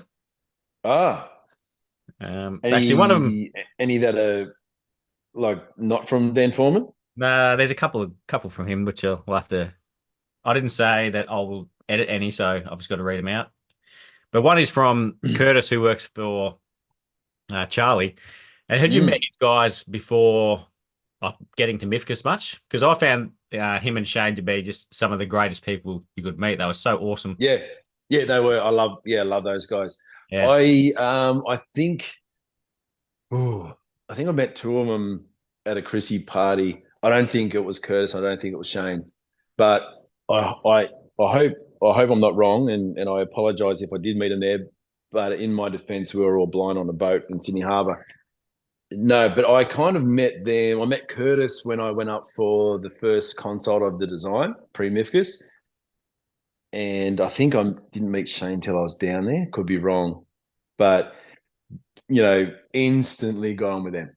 mm, Instantly got on with them. Like they flew in late night, and we just had an apartment for Mifkas and let them in, and yeah, got on instantly with them. But that's for all his crew, as weird and wonderful as they all are. Yeah, but both very clever at what they do, yeah. and good guys. Yeah, Well, Shane's like you got a say, very like very good beard game. yeah, and like you said at the start, like people employing on personality as much as CV. So that's Yeah, why people like that get jobs. yeah, and look, I know I was very close to taking a job with Charlie as well, which would have seen me working with them as well, and that would have been absolute pleasure. Yeah. The Yeah. first question came from Dan Foreman and said, "Is it true Mm, that you were a lead guitarist slash singer of a Metallica cover band?" no, Right. I thought that might be like an actual thing that you had done. Got a bit of no, Lars no, Ulrich. no. Him and Charlie have a running joke that I was the singer of a Papa Roach tribute band, which is funny. Which is actually funny. The reference is funny.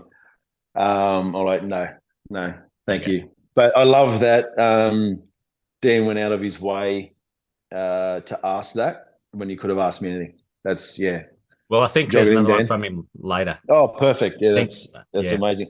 The next question was from Curtis saying, "Does he role play with plants in the bedroom?" Oh wow. I'm not No, sure what he means by that. Was that whether they grow or not, or something? I'm not sure. not touching it. No, but again, Curtis Clump, thank thank you for taking the time to ask me such an important question. I miss him dearly. I worry about the kid. He's a good guy. Do I role play with plants in the bedroom? No, I can't Might even think have of good something growing. funny to help that out. Hey, Might be some good light in the bedroom, maybe. Just helps them grow. maybe, yeah, maybe.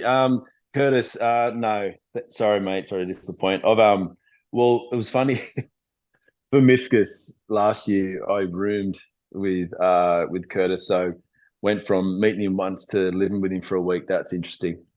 I could ask you to ask him a few questions sometime, maybe. Interesting cat, that bloke. Jesus. And I had one from Peter Donegan, which doesn't make any sense, but which Does and it that have make subtitles? yeah, no, but there should be because Okay. I'll read it out as he's written it. Who is the better looking than me? Who is Maybe if you take out the, it might be what he meant. who is the better looking than me? Yep. Oh, that's an easy one. Most people are Pete. I got Pete a cracking one, which is why I think he's asking that. Is love Pete? How can you not love Pete? I got him at the show, like we introducing the producer and the cameraman to him, and the show was open, and we're just getting some more overlay. And he comes out like, Pete, this is this person, rah rah. I just want to say congratulations to you, mate. I can love the story, love the garden, rah rah. And because we were in there, cameraman was in there and shooting everything with him and Marty, and he comes over. I'm not going to try his accent, and he said something like very serious, very keen, very excited because built a beautiful garden and everyone was loving it. He's like, oh, are they going to be interviewing me for this, or they just? I said, no, we're just getting overlay, mate, because we don't have money in the budget for fucking subtitles. And he's just got okay. Oh, you're fucking right, are you? It's just, it's like it's not because he's mate. He's sharp as a tack. It's not Yeah. one, not often that you get one on him, but I got a cheeky one on his chin. I love it. Love you, Pete. Who is better looking than him? Most people. I'll just say it like that. No, he's a Okay. handsome. He's a handsome fella. I reckon He's he a looks good, younger than he is. bloody I don't good know how guy. old he is, but he looks a lot younger than what he probably is. Yeah, it's kind of one of those guys that I think he probably seems older, but he's probably 23. Or he's just a very young looking 58-year-old. He's either end of Yeah. yeah, that's where I think he lands. Go on you, Pete. Love you, Pete. And there were some good questions that came through, There was some good some questions. legit ones. Oh, good. But before we get to them, there's another one Mm. from Dan Foreman. Oh, right. Why Said, wouldn't there what be? does Charlie's hair smell like? Oh,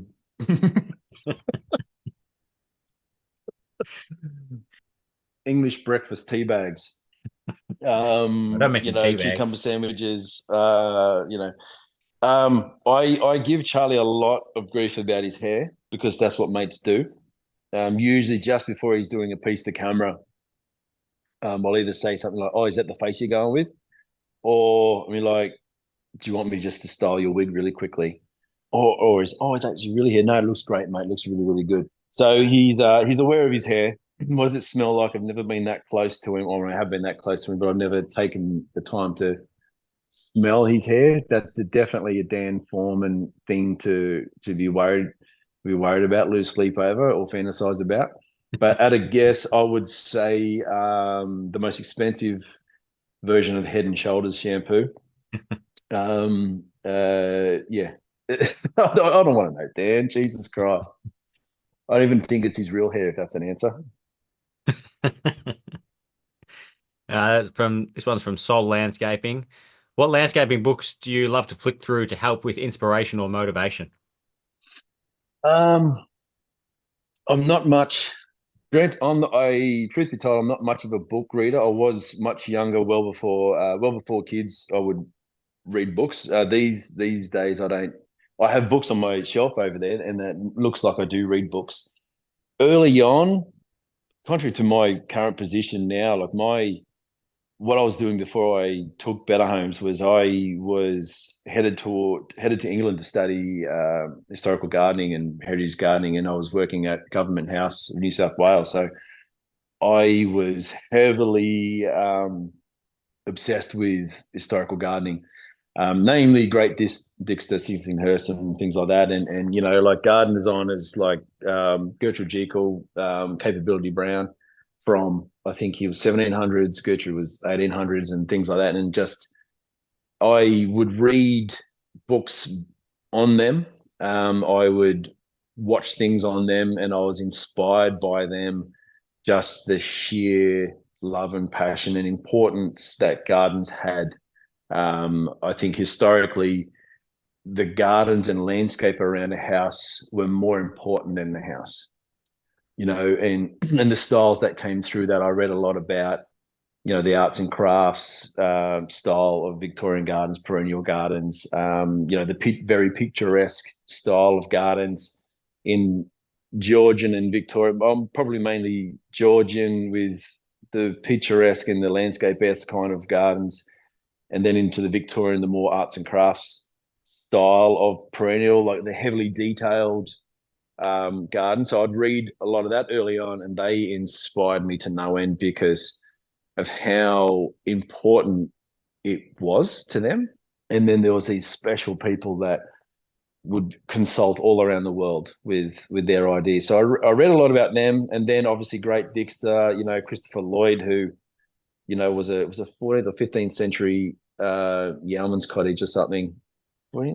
Yeah, it was one of those ones, but I think most people know of Great Dixter. So I was on my way to the symposium to learn for a week under Fergus Garrett because that's what I wanted to do. I read all that stuff. I read all about Dixter and things like that, and that's only one of thousands of properties that I like that. They're considering the oldest garden and building in Australian history, colonial history, was Government House and Bronte House, like 1840s. These are going back to 14th centuries and everything else. These people were around hundreds of years ago, and what they were doing is still so perfect. And obviously, a lot of our stuff over here are a nod to that stuff over there. But fast forward to these days, I still follow what they're doing at Dixter just because that's such a heavenly garden. It's just the dream. It's just like it's just perfection, and hopefully we'll get there because I didn't end up going because I took Better Homes job. But these days, honestly, it's going to be as simple as it's all online for me. Sad to say I don't sit down and read books. I like to think one day that I would have a plot of land and I'm reading all these favorite books finally and then applying to my own garden. I think for these days, though, my biggest inspirations are coming online from all around the world, and the billions of different styles and aesthetics and angles that people are doing, I find so inspirational. I find watching my peers do well, very inspirational.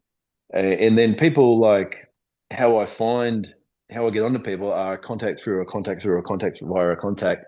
I go, holy shit, look what this person's doing.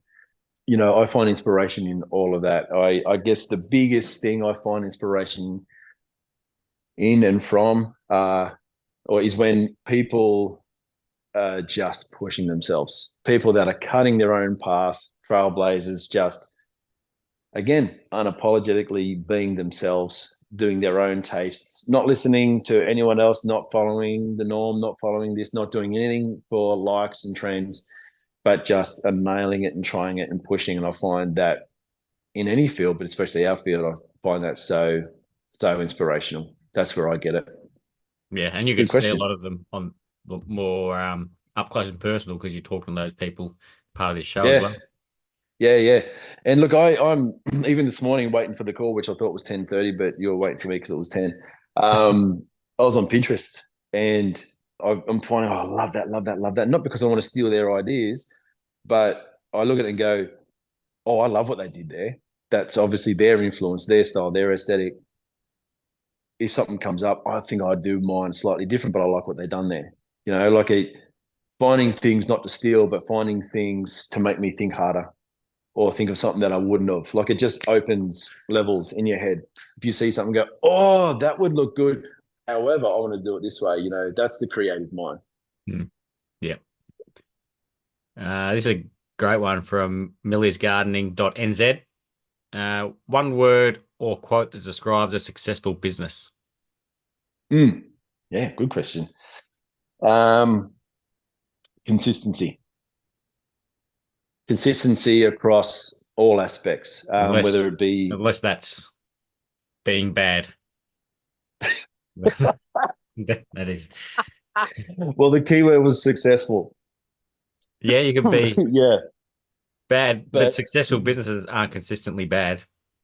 yeah, So, yeah, I think consistency, because consistency is discipline, and it's consistency with design, with how you are with clients, with how you treat others, with how you treat your employees, with how you treat yourself, your expectations, consistency with your expectations of yourself, of your designs, of your work, of others. You just, every single job, whether it be just something to hide the bins or a huge landscape, you have to be consistent in a way that you have tried your utmost. You come up with the best possible work for that situation. Consistency, like keep your incredibly high standards and expectations of yourself through your work. Just keep it up. That's the best way you can't be hot and cold. You can't be hit and miss, especially when people are paying you a lot of money to do it. What if a tattooist wasn't consistent with their work? Too bad you got it now. What if you're throwing $1 million at a builder to build your house, but this was one of his bad ones? No, be consistent. And, like consistently treat every single job as though it's a business card for the rest, and it's a business card for your integrity and reputation, because it is. And, as I said before, like, you got to leave footprints everywhere, leave your hand mark on the ass of everything you do. Be consistent, be consistently good, and the best you possibly can in running a business and running your books, getting jobs, doing quotes, doing all the shit stuff, everything. mm. It's Nathan Buckley, he was like a legendary AFL footballer. He said that he didn't get paid to play football; he got paid to train. So Yeah, that's how he had his mindset about it. Because that's yeah, most people think of training as the worst and they don't want to have to do it. But that's what you do. Like you do that so that you can perform on yeah, the weekend. So that's the yeah, same kind of thing, absolutely. just rocking up and doing that thing over and over again. Yeah. And it's funny, like, if you do that for years, it's easy to get lost with what's right in front of you. But if you take a look back and you go, holy shit, look at the volume and the variety of what I can do. Look at the reputation that I've built. Look what I'm known for. Holy shit. But if you just keep the same like ethics and morals for every single job, you don't have to keep checking. But if you just have that as a mindset, you look back and go, holy shit, look what I can do. Look what I've actually done. Look what, people want my opinion. People like respect what I do, or, like it just comes with consistency, I believe. Yep. Abcam Horticulture's got a couple of questions. Yep. This first one, I don't think he watches Better Homes and Gardens because he said, "Why does Graham avoid the TV limelight?" I see you on there plenty of times. Oh, I love him. Well, firstly, I don't want to. It's not my thing to be in front of the camera.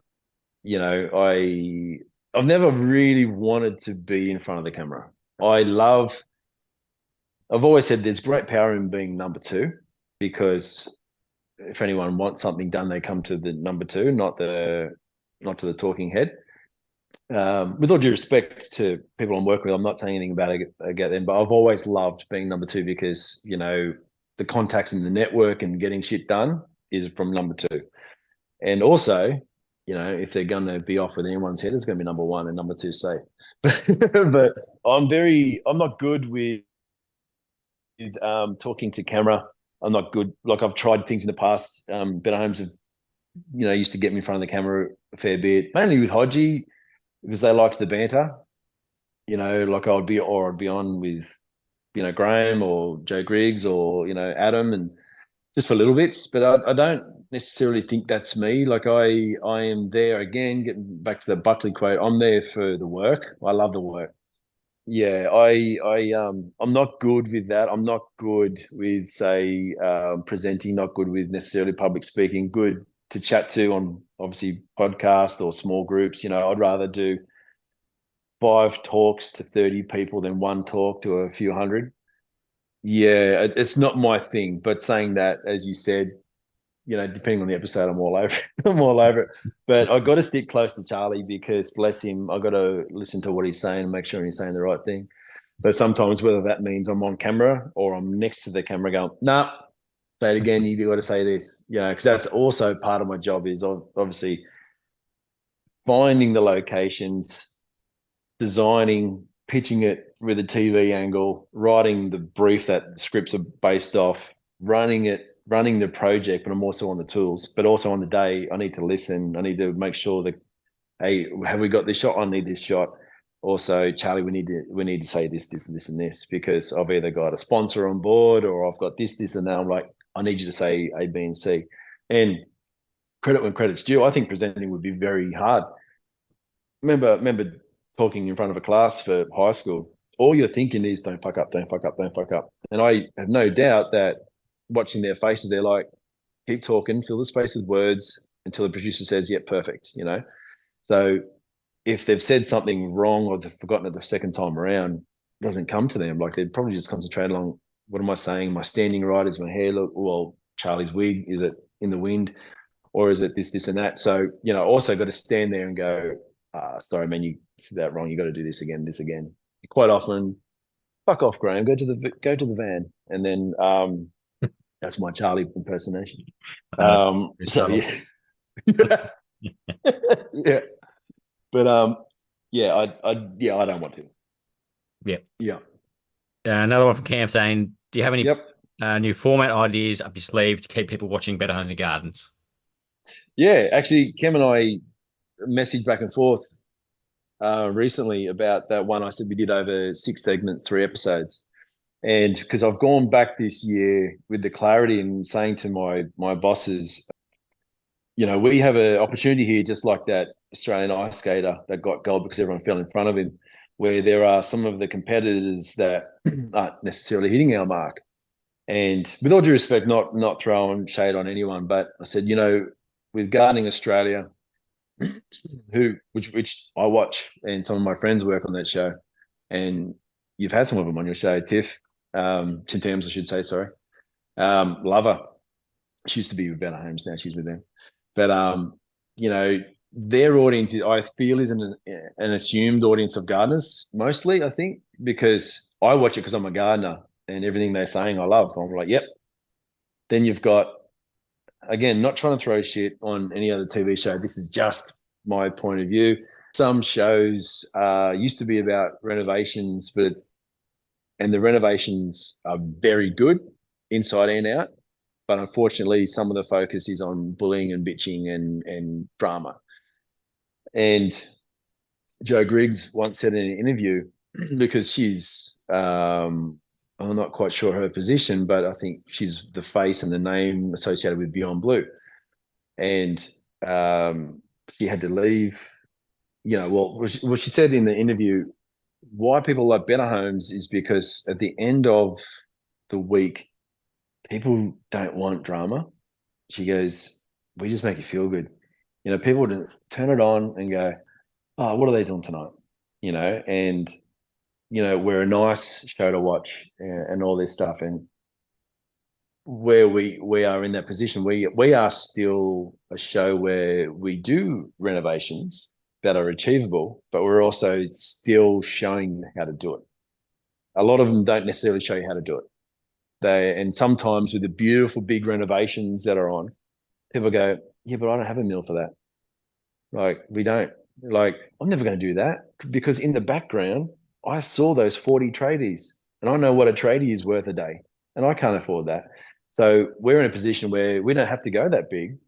We don't have the budget to go that big, but we don't need to go that big, but we can still slow things down and show it. And that's where I've said to my bosses this time around, I said this to Cam, I said, we're still that show where people watch for renovations, and we can still show people actually how to do it. And I said, look, I've had 2 years off from the show, and most of the, a lot of people ask me about the show, and I've come back with the ammo of, we can still do this. We can still slow this down. We can still show people how to do this, because people that are working on the show have been there for that long, that it can just be, like a cookie factory, just pumping them out. And then I'm like, no, but like, we can come back here and go,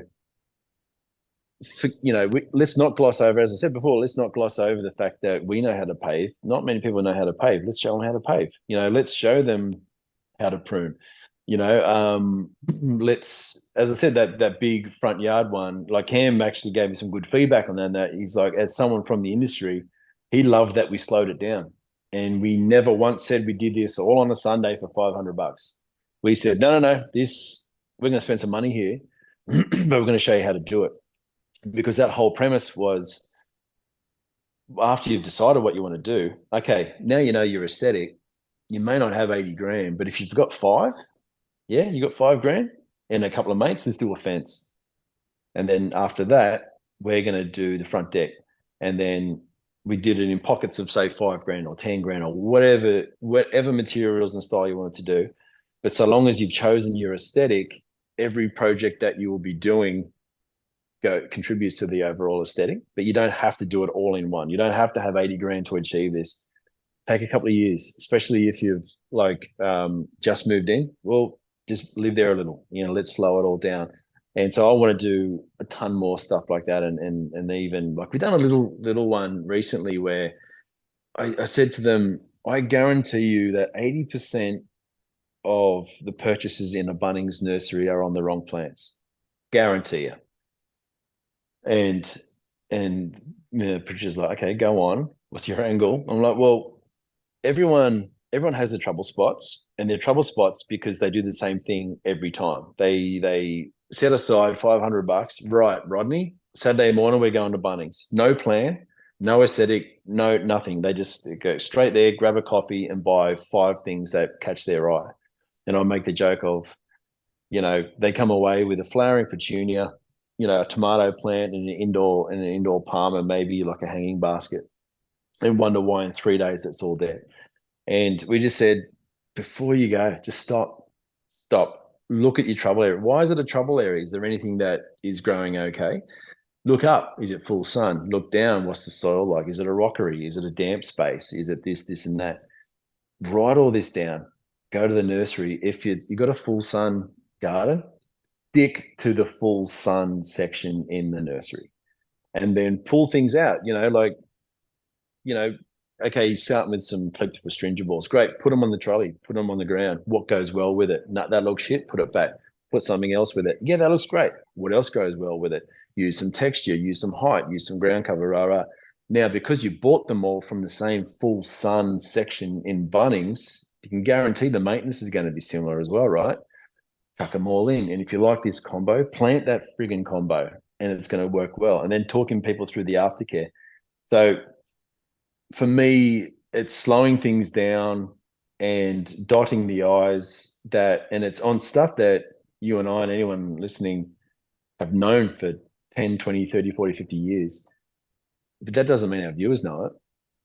Like, let's just slow it down. And I think, especially with the design and the Renault stuff, because a lot of people still want to watch for inspo for Renaults. For me, I still do something every job that I've never done before. I still make myself feel very uncomfortable. I go, I'm going to do this. I've never done it before. Like I've done a plant palette recently that I've never done before. But I'm going to go, oh, well, suck it and see. Like, let's do it. No pressure. Only 1.3 million people are going to watch it this Friday night. So, but I like to show people diversity in aesthetics, diversity in options, and slowing it right down. Like I even said to them, we could do one segment on letterboxes. Do you actually know how to stand a letterbox up? Do you actually know how to do this? How about designing one that actually goes with your friggin' house? Because your entire property footprint can start from the verge to your back fence, like just doing all those little things. And, or like how to build a fence, how to pave these steps, why we're doing it this style, So all of those things that I think are super educational, that we're in a pretty good spot to still push. And I think also a lot of people in the landscape industry watch our show as well. And so people like Cam, like, that was the best feedback. So I took his feedback to my bosses and I said, see, I told you it would work. Like, this guy is a Mifkus garden builder. He watches the show and he loved the fact that we slowed it down. In fact, he said, if you wanted to slow it down more, show us the ratio of sand to cement. What mill aggregate did you use? Look, unfortunately though, I do show that, but 10 hours worth of film has to be cut down to three minutes or 4 minutes. So And they can that's what I'm just going to try to. they can subscribe to the landscaping school if they want to know how to do paving as There's well. that. No, There's that. I don't know how you have the time to do that, I but don't. That's why it's not up yet. Next very question good. is a great one from Steve Nyland saying, "Who's on your landscaping industry Mount Rushmore?" Oh, Jesus. Yeah. Australia. Ooh, let's just stick with Australia wide. And look, there are thousands of people that in our industry I haven't met. Mount Rushmore. I will start with icons of the industry and what they've done for the industry, and have published books since before I was born. I will start with Grahame and Sandra Ross for what they've done and what they still do. I still believe that if Grahame Ross knows your name in the industry, you're doing something good. Like he knows you. Like he's as he said, like he's claimed he's like, oh, we've been following him for years and this and that. I'm like, oh, he's just a frigging grub from Geelong, forget him.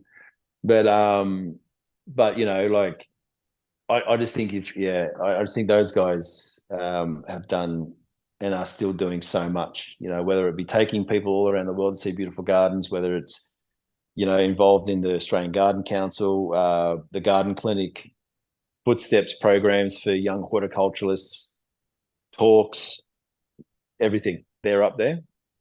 And then I would go for people who are, yeah, I guess I like your Paul Bangays, Will Dangars, Fogarty's, Dean Heralds.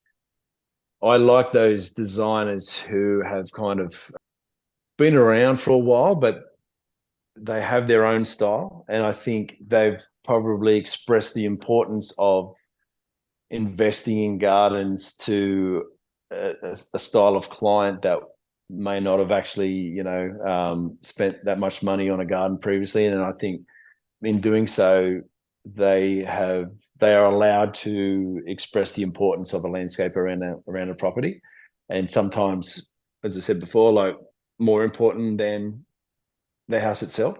And I think they have, even like I don't know if I mentioned Dean Herald, but like Rolling Stone up here, he has this. These guys have specific styles where they've been around that long that clients just go, I just want you. I just want what's in your head with your experience, the best possible scenario for our place. I really admire those guys that have been around a lot longer and have a well-established followings and reputations, and are just really pushing the envelope, and they're inspiring a lot of people. But you know what? They don't have to have been in the industry for that long. Like I remember Mythicus, I met you, Phil Withers, his garden, he got gold or best in show in that one. Yeah. Yeah. I remember before I met him, I looked at his plant palette and I'm like, I've never had him. This is before I met him, like the day before I met him. That who's this fucking kid, and how does he have any right to know this many beautiful plants and how beautiful they work together? Like, who is this? Who is this bloke? And like, I think people like him and Phil Johnson and all those guys are like inspiring the new generation of younger up and comers to push themselves, and look, also I'll mention someone like the Spirit. I love what Brent Reed's doing with the London College of Garden Design. Up here we're pretty short on colleges and TAFE courses, and well, certainly from when I finished my course, 24 years ago. But to see all your colleges down there, I find very inspiring, and I love what Brent's doing with London College Garden Design, and just showing people to push early. If this is what you want to do, you're in the right place. This is how to push, and anyone like that, any teachers, any lecturers, any mentors, and all that stuff, all deserve a place on the Mount Rushmore, I think. And that's just on the spot thinking who I can think of right now. But if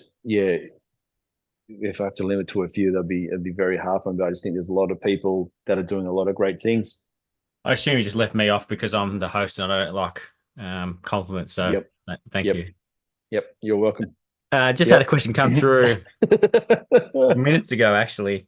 So she Oh just no. got it in time from Annabelle Jane Gardens saying, "Who's more lovely, Joe Griggs, Graham, or Dr. Harry?" And I don't, she Ooh. didn't spell Graham your way either. So not you. Yep. Thank you. Thank you, Joel. Good question. Thank you. I am biased because I haven't worked a whole lot with H. Like I seen him twice. But it's funny with Harry. I think Harry and Graham have the biggest demographic of followers because everyone knows Graham, but everyone in the world loves animals. So whether you're 4 or 104, everyone knows Dr. Harry.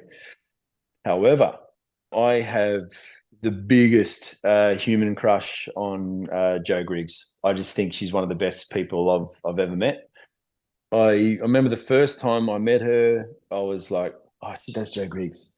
And she gave a shit about me just now. You know, I'm a new starter.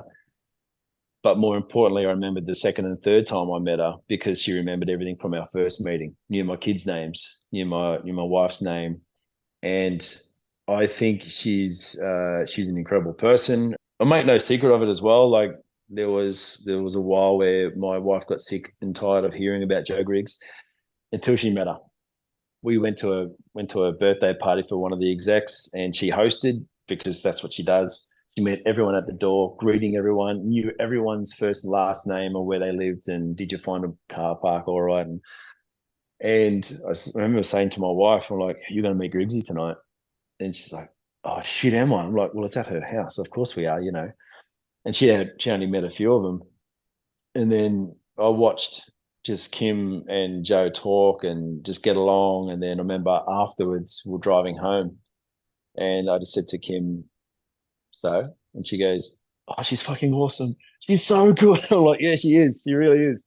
And so when I left first time round, she led the farewell talks. You know, they waited on a shoot. It's one of the biggest shoots I've ever done for the show, and one of the biggest ones that the show's ever done. And they waited for the bosses to drive down from the office. They waited for my wife and kids to get there.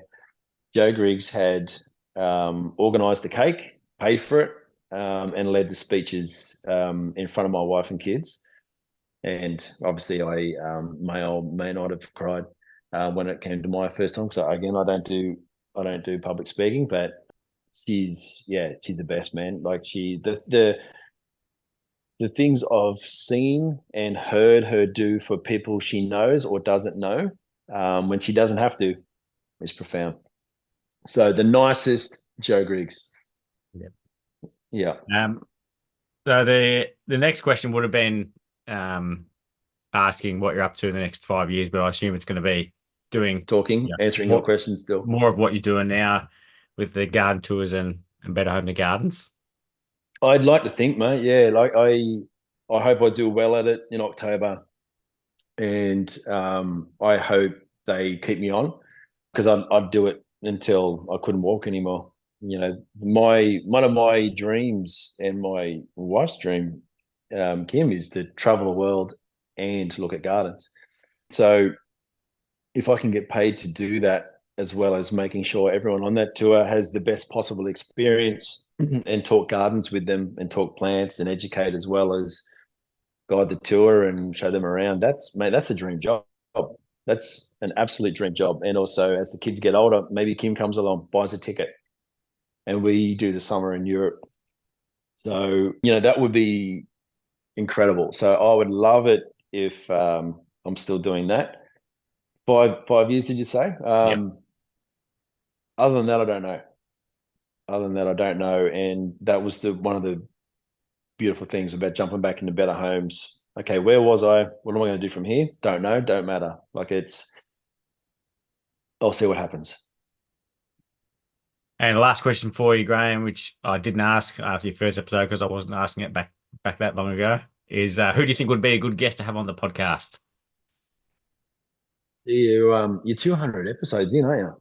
Yeah, not all guests though. Only about 150 or something, I think. Okay. You've had pretty much anyone who I would say.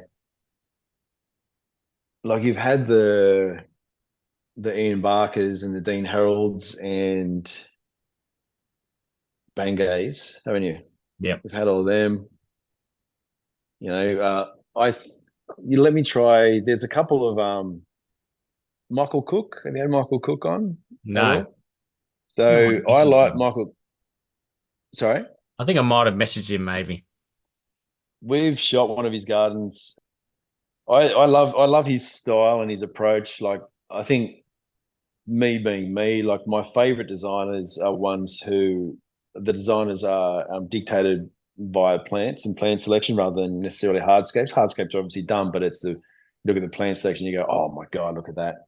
He's he's got obviously a beautiful garden up on the Central Coast in New South Wales, and his gardens are quite beautiful. There'd be Michael Cook. There'd be some other guys in and around Sydney. You know, Peter Nixon would be interesting. Complete plant nerd, Peter Nixon. I could put you in touch with him. There's a lot of guys that I don't think would. You know, who would be interesting for a chat could be Dennis Scott. Yeah. Yeah, he That's could it. be good for a chat, I think. I listened to the Australian Lawn and Garden podcast. He was on that, and that's Yeah, one of the best episodes I've listened to. Like yeah, he was awesome on it. yeah. And a mate of mine, Shannon Atkins from Landscape Group, phenomenal landscaper. He does some of my stuff. He does Selling House Australia. He does Dream Gardens, all the TV stuff, but also does all of his own stuff as well. And I love Shannon. And he obviously, when Dennis came on board, when Charlie came over here, he's like, mate, you need to meet Dennis. Like, he's a bloke like you. He's a bloke like me. Like, you'd really get on. And I'm like, oh, okay, cool. If Shannon vouches for you, then that's it for me. And then I didn't meet him until Mythicus actually in person. I'm like, oh yeah, bloody good bloke. And there'll be a good story and there'll be a good yak there. And also though, from what I hear, bloody good landscaper. So I reckon he'd be good for a chat. Yeah. But All right. I'll have to stew on it and flick you a couple of other guys that I think might be worth a chat, but completely different to all each other, which is the beauty and the diversity of our industry. Yeah. Well, this episode is everything I hoped it would be. Absolutely loved chatting to you. Oh, Uh, good on you. and Thank yeah, you, it was mate. awesome. So thank you so much for coming on again and doing what you do. JB, it's a pleasure. Well, thank you for doing what you're doing and honored to be asked back and congrats on your 200s and I apologize sincerely about the technical issues I've had throughout and ongoing. But mate, love you, mate. Thanks so much.